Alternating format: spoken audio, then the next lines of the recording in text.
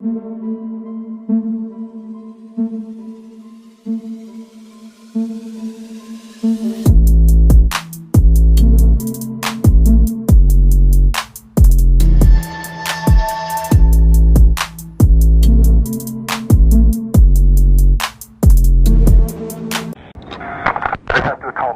Okay. I can guarantee you those three people that were just picked up are not the shooters. Okay. Because I will positively, I witnessed one of the shooters walk into the school. I know who he was, and I know his hair color, and all those three guys, none of them matched it. And I know how they think. There's no way that they're this stupid.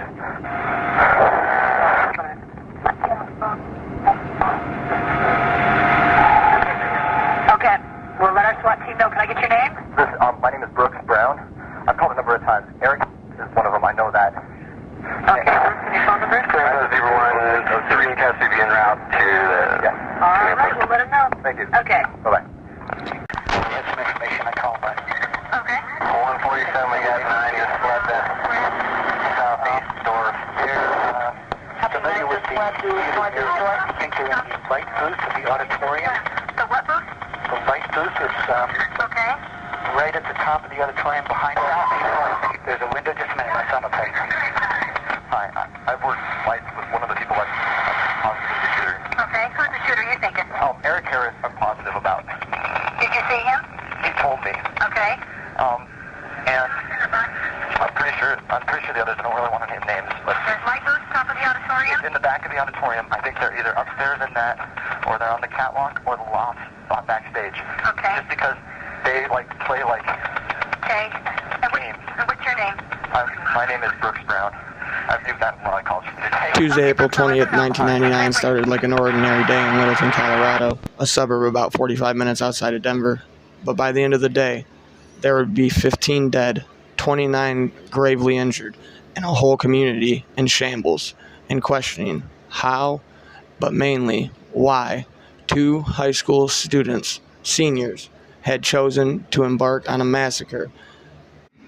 Over the previous decade, from 1989 to 1999, incidents of high school violence had been rampant in the United States of America. Unfortunately, Columbine would do that no disservice, and in fact, it would make high school shootings almost as American as baseball or apple pie. The perpetrators at Columbine would preparate for an entire year leading up to the event. They would spend countless hours scrounging and saving whatever they could from their menial job at the pizzeria to afford 2 shotguns, 2 9mm weapons, and enough gunpowder and other random artifacts to build 99 explosives. 4 of these explosives were 20-pound propane bombs, 2 of which were placed in the cafeteria at exactly 11:10 and 11:12 a.m., shortly before they were set to detonate at 11:17, which was the height of the A lunch period. The 2 shooters had planned to set the 2 cafeteria bombs and then plant 1 20-pound propane bomb in each of their cars. That way, after the explosion at 11:17, they would spend the next few minutes executing fleeing survivors from the cafeteria, and then, shortly before noon, just as first responders and news media were supposed to show up, they would each get into their own individual car and drive into a separate point of the building, causing both of their cars to explode, and in their hopes, detonating the entire side of the west side of the high school live on national television for the whole world to see. The one shooter had wrote in his journal that, quote, "It's going to be like the LA riots, the Oklahoma City bombing, Vietnam, World War II, Duke and Doom all mixed together." Duke and Doom, for those who are unaware or just a little too young to know what the reference is, were the original first-person shooter video games for the PC and the N64 back in the mid to late 90s. Both shooters were obsessed with Doom in particularly, along with other sources of media like heavy metal music and movies such as Reservoir Dogs, Pulp Fiction, Apocalypse Now, and their ultimate favorite, Natural Born Killers, which they admired so much they even named the day of the shooting after it. Along with the 20-pound propane bombs, each shooter had an arsenal of Molotov cocktails, poppers, and an assortment of pipe bombs. Inside the pipe bombs, they placed shards of glass, nails, and other random metal shrapnel artifacts in hopes that they would create more damage as they exploded. At the end of the massacre, SWAT team would find close to 200 rounds of unused ammunition and roughly 80 to 81 unused or undetonated pipe bombs. A total of 317 total rounds were fired, 188 by the perpetrators and 141 by law enforcement. A total of 317 total rounds were fired during the shooting, 188 from the perpetrators and 141 from law enforcement. The shooting would last a total of 47 total minutes, from 11:19 a.m. to 12:08 p.m., when the two perpetrators would take their own lives in the library. Unfortunately, SWAT team would not enter the building until roughly 1 p.m., and they would enter from the north entrance, which was on the complete opposite side of the school. So the bodies of the two perpetrators, as well as most of their victims, weren't even discovered until roughly 3:30 p.m. Columbine would not only shift the way that society viewed certain things, but law enforcement as well, making the imminent threat law an act where if police officers know that this is a mass shooting situation, they are not to barricade or set up a perimeter. They are to go straight forward and go towards the active shooter. However, as we've seen in Parkland and other shootings, this doesn't always hold true.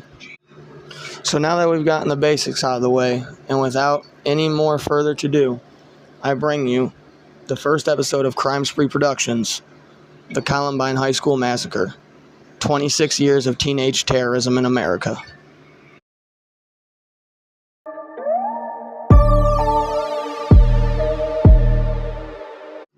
The first of the two shooters was 18-year-old Eric Harris. Eric Harris was born on April 9th, 1981 in Wichita, Kansas, to mothers Kathy and father Wayne Harris. The Harrises had another son, an older son named Kevin, and the father, Wayne, was a high-ranking member of the United States Air Force, which caused the family to move quite frequently and sort of disrupted Eric, and his brother for that matter, ever being able to settle any real roots anywhere. Harris was a bright boy. He was in advanced classes and had aspirations of joining the Marines. In his early years in Littleton, he aspired to be on the varsity soccer team. However, according to Brooks Brown, shortly after sophomore year, he sort of gave up that ambition and, as Brooks said, went real dark and became very bitter and very angry towards, well, just about everything. Dylan Klebold, the second shooter, was born September 11th, 1982, and was considered by most to be the follower amongst the pair of shooters. Everybody seemed to think that Eric was sort of dominant over Dylan and was the key factor in the fact that the Columbine Massacre even was an idea in existence. However, I debate this a little bit due to the fact that Dylan Klebold took just as much time and preparation to plan for the massacre, as well as different periods throughout the massacre. He could be heard via 911 emergency calls left open, just running around like he's having a party. But the main consensus on the Columbine High School Massacre is that Eric Harris wanted to kill people and didn't care if he died doing it, and Dylan Klebold wanted to die and didn't care if he hurt others in order to achieve the goal. So kind of a kill for me, I'll die for you type of agreement. Now, as mentioned earlier, Brooks Brown was friends with both of the shooters. However, he was much closer to Dylan. Him and Dylan had been friends since kindergarten, according to Brooks Brown's book, No Easy Answers, which was his sort of analysis of the Columbine High School Massacre. However, him and Harris were friends for a long time until a disagreement in their junior year led them to sort of remain distant until the bitter end, that is. And in all honesty, if the Littleton police force or the Jefferson police force would have just listened to the Browns when they warned them about Eric Harris, then Columbine would have never actually even happened. You see, during the year leading up to the massacre, Eric and Dylan both let off quite a number of signs that something was awry. Dylan lost a whopping 62 pounds over the course of his final year on Earth, and Eric was said to be a lot more distant and sort of seemed like he was, well, planning something, I suppose, is what he seemed like he was up to. But nonetheless, the two met in 7th grade and became fast friends. However, their real sort of interminglings would come in their junior year in the winter of 98, or in the winter of 97, when they would be caught breaking into a computer technician's work van, which they were trying to steal computer modems and monitors and hard drives and different things like that. The two would be arrested and booked into the Jefferson County police station. They would both attend court hearings where they would be put on what's called the divergent program, which is for first-time offenders to work off charges so that they're expunged from their record and won't later affect them in life. Both boys managed to astound not only the judge, but the therapist that they each had to see, as well as their school counselors. They were both released early from the divergent program, and the judge, he was even quoted as saying he didn't think that either Harris or Klebold would be getting into any more trouble anytime soon. The boys plotted meticulously, everything from what weapons they used to their outfits for the day. Each wore a long black trench coat, while Eric sported a white shirt with the printation on it, Natural Selection, along with black Army cargo pants and black Army boots. Dylan wore a black t-shirt with the imprintation Wrath written across it, along with his black Army pants and his black Army boots. Dylan wore a backwards Boston Red Sox cap and actually kept his trench coat on through the majority of the shooting, whereas you'll find here soon that Eric sort of ditches his the minute that, that everything has begun and he doesn't need to hide his weaponry anymore, which always kind of struck me as odd. It kind of let me know that, or I guess it sort of, in my mind, lets me know that the coat meant a lot more to Dylan than it did to Eric. However, the coats would become the national media spotlight for the shooters. So I guess you'd call it their kill gear. Black trench coats instantly became not allowed at every school across America, and a group of friends who liked to play video games together that were known as the club, the Trench Coat Mafia at Columbine, were all labeled as degenerate, bloodthirsty, goth, godless heathens, and which really is quite unfair, all things considered, being that it was only Eric and Dylan out of the entire group of kids that did anything remotely, devilish or just plain wrong. As for the weaponry, each of them had their own setup.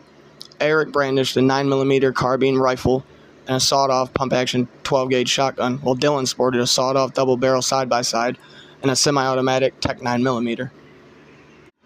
The weapons had been purchased for them by a friend earlier in the year who Dylan had actually taken to prom the Saturday prior to the shooting.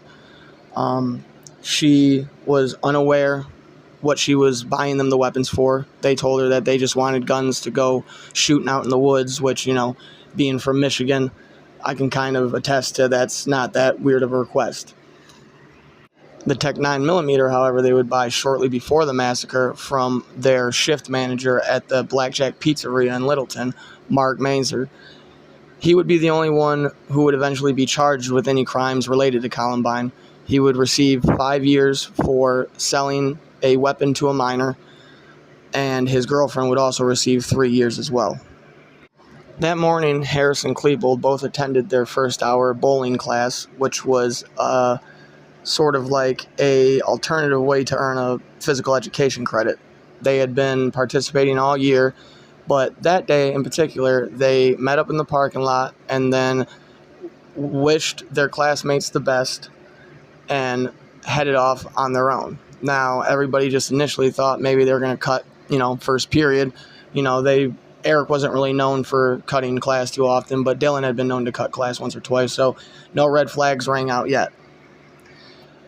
Afterwards, they went back to Harris's home, where his parents were both gone for the day, and they began preparating. They still had to go buy the propane tanks all in one because they didn't want to raise any suspicion as they slowly built up their arsenal over the past year. So from 7 a.m. to roughly 10:45, 10:50 a.m., the two spent countless hours prepping, putting everything together, and then filming one last video as their goodbye to their families. Over the prior year, the two had made a series of home videos, two of which were actually for their film productions class and were titled Aliens in Outer Space and Hitmen for Hire. The Hitmen for Hire video becomes extra disturbing when you realize that the pair are just sort of running around the school in the same clothes they'll wear on the day of the actual massacre, sort of doing a dress rehearsal for what's coming to be. But along with their film production class videos, they also left hours upon hours of writing and home videos behind, and this would soon be labeled the basement tapes by the media. Now, the basement tapes have never been viewed in their entirety by the public. They've only been viewed twice, once by federal agents on the day of the massacre when they confiscated it, and then once 6 months after the massacre for the victims' families and the family of the two shooters to view, along with the Browns family who weaseled their way in there because, they kind of had the I told you so up their sleeve. Once they filmed their final video, they geared up, packed their cars, and headed to Columbine. When they got to Columbine, a lot of misconception went around that because of a tape change in the cafeteria, the bomb planting wasn't caught on film. However, nearly 15 years later, a YouTuber with just as much Columbine fascination as myself or any other journalist, named CVA, or Columbine Video Archives, would go through the painstaking task of sitting through the entire morning's 3 to 4 hour CCTV footage in order to find where he figures Eric Harris and Dylan Klebold planted the bombs. And to everyone's amazement, he did find it. So much so that even CNN and MSNBC posted the video of him finding the bomb planting on the 20th anniversary in 2019.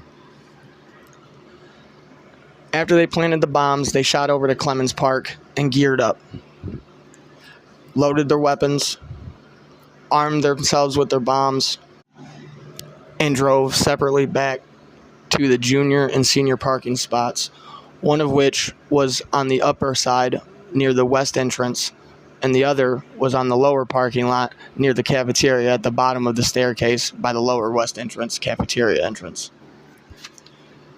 They sat by themselves in their cars for a few moments, and as Harris was getting out and preparing to grab his gear to head to the meeting point, he ran into Brooks Brown. Brooks Brown had noticed that Harris hadn't been in his third period Chinese philosophy class and was wondering what was going on. He walked up to Harris and sort of started, giving him a hard time, talking shit like boys do.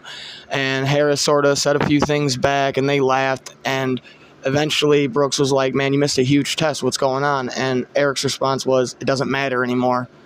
Brooks, I like you now. Get out of here. Go home." For years, Brooks Brown would jokingly say that smoking saved his life because he was trying to slip out to have a quick cigarette in between class periods that he ran into Harris in the first place. As soon as he said that to Brooks immediately headed away from the school.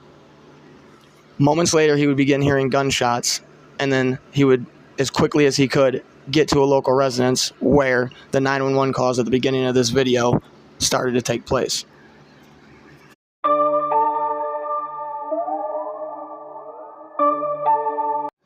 At 11:17, when the bombs failed to detonate, the two perpetrators stood for a minute unsure of what to do. Shortly after, at 11:19 a.m., a pipe bomb was thrown near the west entrance on a patch of grass where students Rachel Scott and Richard Cristaldo were sitting eating their lunch. It is then said that Harris could be heard saying, "Go, go, go," before the shooting began. Moments after that, a barrage of bullets struck Rachel and Richard Castaldo. Rachel was initially hit 4 times, and Richard was initially hit 8. Richard would eventually be paralyzed and would go unconscious due to the blood loss, while Rachel would be hit another 4 times and would succumb to her injuries.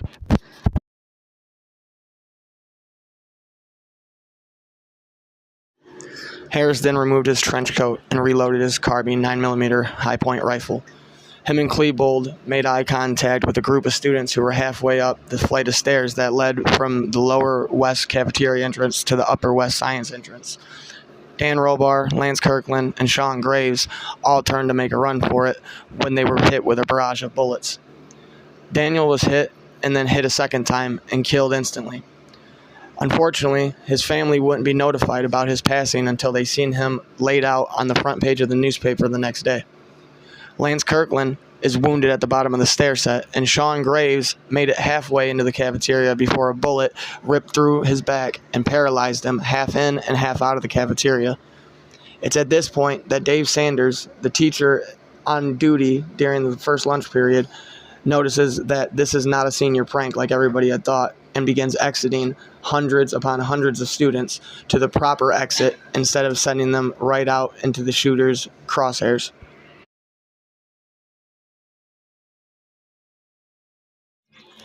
Dylan Klebold makes his way down the flight of stairs, stopping at the bottom as Lance Kirkland screams for help. Dylan Klebold says calmly, "Sure, I'll help you," before firing another round from his 12-gauge sawed-off side-by-side right into Lance Kirkland's face. He then steps over Sean Graves, peering into the cafeteria, checking the status of the bombs, and looking for easy targets. There are no easy targets due to the Dave Sanders clearing the cafeteria out in just a matter of moments.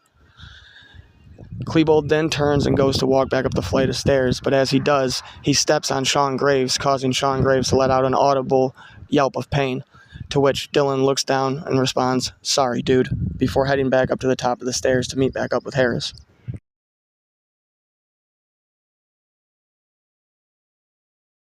After meeting Eric back at the top of the stairs, Dylan could be heard exclaiming, "This is what we always wanted to do," followed by, "This is awesome."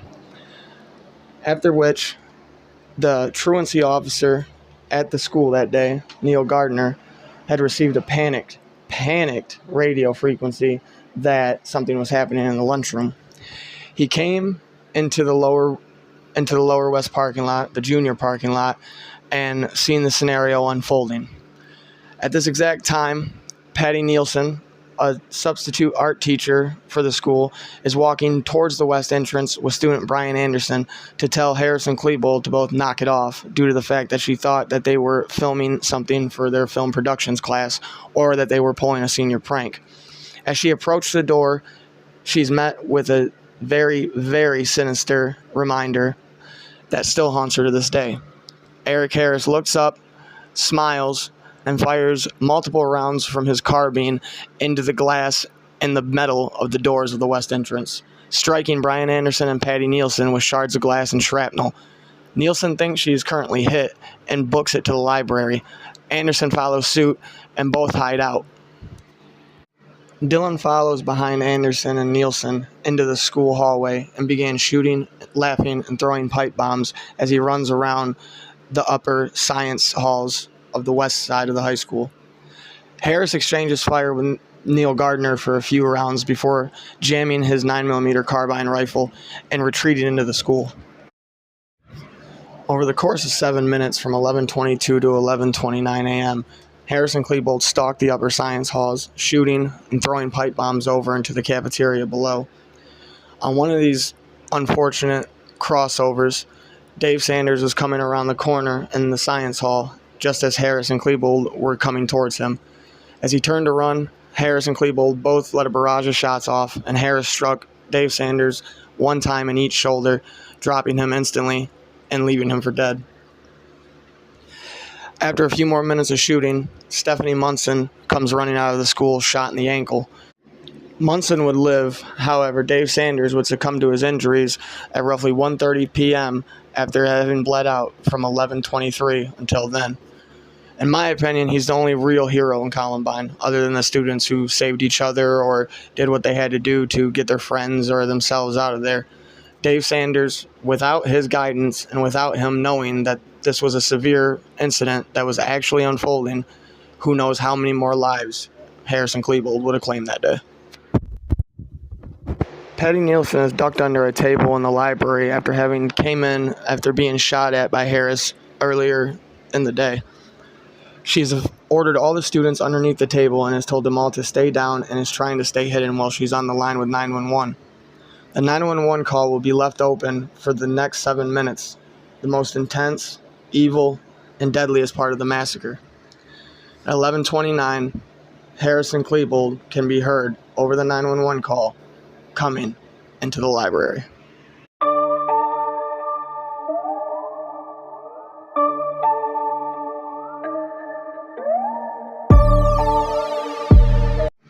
On the 911 call left open in the library, it can be heard that at roughly around 11:29, you can hear Harris and Klebold come into the library and exclaim, "Get up. Everybody with white hats, stand up. This is for all the shit you've given us for the past 4 years." When nobody reacts, Harris then exclaims, "Okay, I'll start shooting anyway," and begins firing aimlessly. Splinters and shrapnel hit 15-year-old Evan Todd, but he's uninjured for the time being. The pair walk towards the plate glass windows in the row of computer tables at the front of the library. As they approach, Klebold raises his sawed-off shotgun, firing once, striking Kyle Vasquez, 16-year-old Columbine special needs student, in the head, killing him instantly.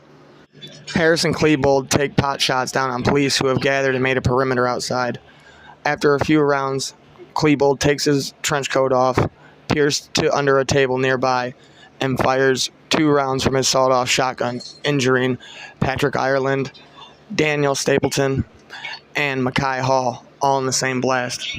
At the exact same time, Harris steps away from the windows and begins firing under random computer tables. He strikes and kills 14-year-old Stephen Kernow, and then hits and injures 17-year-old Casey Rusker. It's after that exchange that Harris slaps the top of a computer table, squats down, and says peekaboo before shooting and killing Cassie Bernal with 1 round from his pump-action shotgun. During this exchange, Harris would break his own nose and knock out a tooth due to the blowback of the sawed-off shotgun. Afterwards, his face was covered in blood and he was disoriented, and he screamed out, "V, the bitch bit me." To which Dylan responded, "Well, why'd you let it do that?" For years, the Cassie Bernal murder was misinformed as the girl who said yes. It was believed that Harris and Klebold had asked Bernal if she believed in God, and when she said that she did, that then Eric shot her. However, this was not the case. Another girl was asked if she believed in God, Valine Shern, 16, and then was later shot and injured. But she wasn't shot after answering yes that she believed in God, and Cassie Bernal was never asked or even said anything during the massacre. Harris, after this time period, turned to Bree Pascal, who was unaware of where to hide at that time. After looking her over and down, he said, "Do you want to die, huh?" To which she just shook her head. And Harris responded, "Well, we're all going to die. I'm going to blow up the school anyway." During this exchange, Klebold noticed that Patrick Ireland was trying to aid Mackay Hall to his injuries and fired multiple rounds, striking both Patrick Ireland and Mackay Hall a second time. After this, Dylan makes his way over to table 16, where Isaiah Schultz, 18, Matthew Kretcher, 16, and Craig Scott, brother of Rachel Scott, 16, are all hiding in a big bunch. Klebold explains to Harris, "Hey, Reb, we have an N-word over here," to which Harris responds by walking over. Dylan then begins dragging Isaiah Schultz out from under the table. In his final moments, Craig Scott reported that Isaiah Schultz said, "I want to see my mom." As he was pulled out from the table, Eric Harris walked up on him, reloaded his shotgun, and fired 1 round to his chest, killing him instantly. Dylan Klebold then laughed and exclaimed, "I didn't know black brains could fly like that." To Harris responding, "I can't believe I just did that. That's awesome." Klebold then raises his side-by-side shotgun, firing a round from it, killing Matthew Kretschner, 16. Craig Scott lay covered in his friend's blood, hearing them take their final breaths and playing dead, hoping that he's not next. It's after this exchange that Dylan Klebold walks over to a table after firing through a trophy case and injuring 17-year-old Mark Kington. He then fires one round from his side-by-side shotgun, and with one round he injures Lisa Kreutz, 18, Laura Townsend, 18, and Valine Schnurr. He then doubles back and strikes Lauren Townsend again with a Tech 9mm, killing her. It is at this time that Valine Schnurr screams out, "Oh my God," to which, as Dylan Klebold reloads his weapons, he replies, "You believe in God?" And she says, "Yes." And then he exclaims, "Why?" And she said, "It's just, I've always believed, I don't know." To which he just said, "God is gay," and then continued along his way. Harris comes to near where Klebold is and begins firing under a table, injuring 16-year-old Nicole Nolan and 16-year-old John Tomlin. John Tomlin then proceeds to shift out from underneath the table, to which Dylan fires repeatedly from his Tech 9, killing him.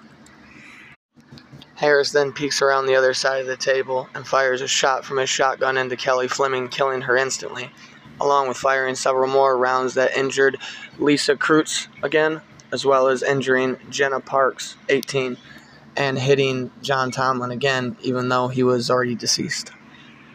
It is during this period that as they approached a library table, Harris aimed his weapon and told whoever was underneath there to identify themselves, to which 15-year-old John Savage replied, it's me, it's John," being that he knew both the shooters, sort of just like as like associates. They weren't really super close, but they knew of John Savage, and John Savage knew of them.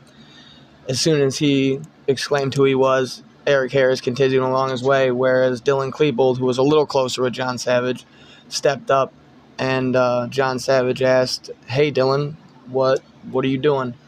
To which Dylan Klebold responded, "Oh, just killing people." And then that is when John Savage asked if they were going to kill him, to which Dylan said, "Nah, man, just get out of here, just run."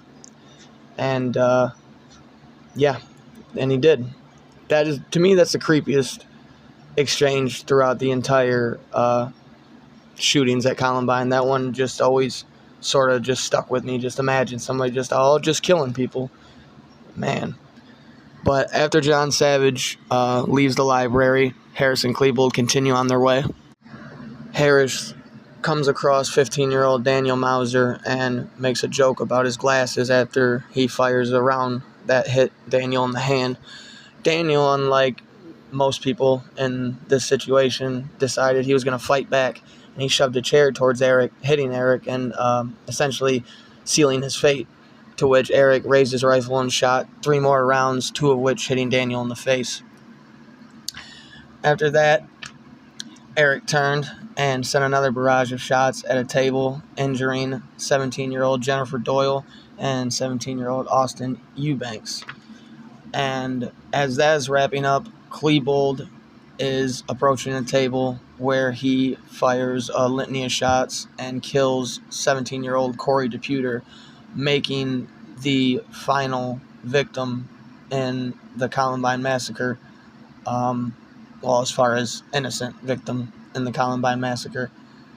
In under 10 minutes, the two killed 10 in the library and wounded 12 others, most of whom are gravely injured. But then, just as quick as it started, it stops. The pair decide that they are going to go back to the cafeteria to try to attempt to detonate their 20-pound propane bombs that they had initially sought out to, begin the massacre with. But due to the fact that they had a faulty wiring set up and that they weren't exactly bomb experts, it became sort of the secondary objective that they were out for that day. So from 11:29 to 11:36, the library massacre commences. There was 56 students and 13 staff hidden throughout the library at the beginning. And shortly after the two exit the library, the 911 call can be heard being hung up as Patty Nielsen gets the remaining surviving children out of the library and into police custody. All in all, that day, 13 innocent lives were lost far too early, and then other lives would forever be damaged and forever altered. For example, one of the students whose family was a first responder, Anne-Marie Hawkhalter's mother, would eventually commit suicide because she just couldn't handle what she had to bear with that day. Anne-Marie Hawkhalter herself would lose her life this year, as a matter of fact, due to her injuries sustained back in 1999. I mean, Lance Kirkland, had to go through endless skin graft and surgeries. Sean Graves was paralyzed for most of his high school career. He would eventually manage to walk at graduation because he said, and I quote, he didn't want the two shooters to, be able to take that from him. But all I'm getting at is there, in just under an hour, a lot of damage and a lot of lives all came shattering to a halt. And honestly, for all those people involved, and even including the parents of the shooters, life's never quite been the same, I'm sure.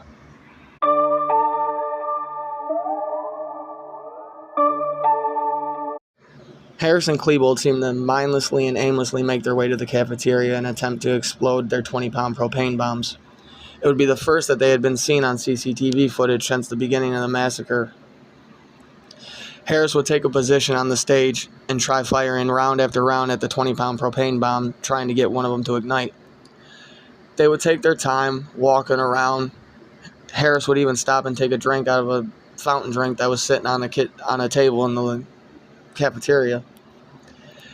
Dylan Klebold would throw a Molotov cocktail. Harris would let off a few more rounds, and they would get one of their 20-pound propane bombs to partially explode. It was after this that they scurried along back upstairs, firing random rounds and throwing random pipe bombs and other different homemade explosives as they went. It's during this time period that many describe their moves as aimless or lost throughout the school. At the beginning, they had seemed intent on bringing down the school and killing anyone and everyone they saw or deemed fit. But by the end, they just seemed like two lost souls wandering. Almost like what they had planned for a year, what they had set out to do, their whole life's mission. It just wasn't worth it. Or at least that's how I would assume they would be feeling by then. Harris had to have had an extreme headache due to the fact that he had broken his nose and knocked out a tooth with the butt of his shotgun after he had fired it on Cassie Bernal. And Klebold, all throughout this, was just waiting to die from the beginning. The two would make one final stand against the police at roughly 12:02 p.m. when they re-entered the library, now just shrouded in gun smoke, the smell of blood, and empty ringing silence from the fire alarms and all the other alarms going off in the school. Harris and Klebold made one final attempt by firing pot shots down on police and emergency response teams that were trying to rescue different individuals, such as Sean Graves at that time. He remembers hearing the pelting sound of the shotgun pellets hitting the top of the ambulance as they pulled away. As 12:06 turned into 12:07, it was time to foot the bill for everything they had done. Harris stood up, walked over to table 15 near where most of his victims had been, sat down, put his 12-gauge shotgun in his mouth, and squeezed the trigger. He died instantly after blowing the top of his head sky high. Dylan Klebold paced around for a few more seconds, put the rest of the bombs on table 15, lit a Molotov cocktail and set it on the table, I think in hopes to sort of cause a partial explosion. And then he got down on his knees and fired one round from his Tech 9mm into the left side of his temple. He, unlike Harris, did not die right away, though. It took him roughly 3 minutes to choke on his blood. As Patrick Ireland is pushing himself to the window where he's going to flop out on top of the SWAT van, leaving one of the most infamous images of Columbine ever fixed in our heads, he hears Dylan choking and, ironically, even says that he felt bad for him. The two ended their lives at 12:08 p.m., and as I stated before, SWAT team would not enter the building until 1 p.m. from the north entrance and wouldn't find Harris and Klebold's bodies along with the bodies of their victims until roughly 3:30 p.m. It'd be during this time period that the hero Dave Sanders would pass away due to blood loss. He had been kept alive in a classroom due to students who knew CPR, and it kept him talking, But by 1:30, as they were getting ready to transport him, he just couldn't hang on any longer. Dave Sanders was the final victim of that day to pass due to the shootings at Columbine. But as I said, over time and over the decades, more and more people have felt the pain and the ever-present danger that is the Columbine High School massacre. With the effects of Columbine would eventually come the end of what was known as the Attitude Era. Edgy jokes, being super into violent video games, heavy metal, gangster rap. They tried to blame everything. Harris and Klebold did what they did. Bill Clinton even called the act an act of terrorism, which, as far as my standpoint goes, makes the first act of terrorism committed by American teenagers to ever hit the media spotlight. School shootings were nothing new when Columbine happened, and they've been nothing new since. Seems like every 6 months or so we get a lone wolf, no fear, godless heathen that goes into their school and decides that they are the ultimate superior one and that everybody else needs to pay. But it wasn't always like that. School shootings weren't always on every station as you flip through the channels, and they definitely weren't as American as baseball or apple pie until Columbine. Since Columbine, many shootings have topped what Harris and Klebold did as far as body count and as far as impactfulness as to the shooting themselves. But none of them have quite captured the aura or the lasting impact or legacy that Columbine has. To the average American, they might not even know that Columbine was actually the high school. They might just assume that Columbine is a slang word for high school violence because it's become so synonymous with that. All I know is, unfortunately, every single time one of these shootings does happen, the media does the same thing they did with Columbine. They just glamorize the shooter and throw them in the spotlight, showing them in their pictures of their kill gear, showing their manifestos, giving them everything they ever could have wanted. That's what we got to stop doing, in my humble opinion. As far as school shootings go, it's amazing that you don't have a hard time at all finding the name of the shooters, but yet somehow you have to pour and go through the archives in order to get the name of the victims. And that's just not how it should be. But then again, I'm just a video journalist here on YouTube. Want to appreciate everybody who sat all the way through this. This is my first full-length true crime style video. And the next one I plan on doing will be the bombing of Oklahoma City and that good old all-American terrorist named Tim McVeigh. Sorry if any of the audio was choppy or hard to hear. I'm recording this all just on my phone itself. But soon enough, I'll have my own setup, and I'll be cranking out more and more true crime content for you guys, as well as you can find me over on Twitch at XOXOSavage. You can find me on Discord at Crimespree Productions 92. You can find me on Reddit as Eastside Breezy 92, or you can find me on just the good old Facebook as Ian Barsky. I want to appreciate everybody who sat through this and anybody who supported and rooted for me along the way, as well as saying rest in peace to all the victims, as well as, I hope, in some sense, rest in peace to the perpetrators as well, because I honestly do feel like that's a sad lease on life when you think that the only thing that you were meant to do is kill a bunch of your fellow classmates and then yourself. So just all around, I have nothing but empathy for the whole situation. This video is not intended to glamorize or condone or sort of prop up Harris or Klebold, as you'll hear from the beginning of the video up until I have to explain who each of them is because of the pictures that pop up. I only refer to them as the shooters or the perpetrators. I tried to minimize how much I use their names and overuse the names of the victims, but we could all do better at that. This is Crimespree Productions signing off. Thank you for watching.